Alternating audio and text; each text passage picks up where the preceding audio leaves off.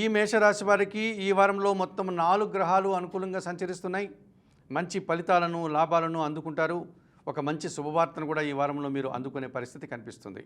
చతుర్థంలో గురువు సంచరించడం వల్ల జన సంబంధాలు పెరుగుతాయి. విద్యా సంబంధమైనటువంటి విషయాల్లో సత్ఫలితాలు అందుకుంటారు. వృత్తి ఉద్యోగ వ్యాపారాల్లో బాగా రాణిస్తారు.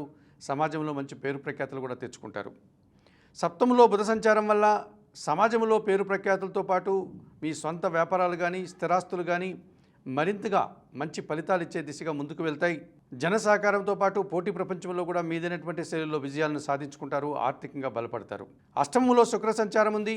మీ మాటకు విలువ పెరుగుతుంది. కుటుంబంలో సంతోషకర వాతావరణం నెలకొంటుంది. సమాజంలో పేరు ప్రఖ్యాతులు తెచ్చుకుంటారు. స్త్రీలతో కలిసి కొన్ని కార్యక్రమాలు నిర్వహిస్తారు. విందు వినోదాల్లో పాల్గొంటారు.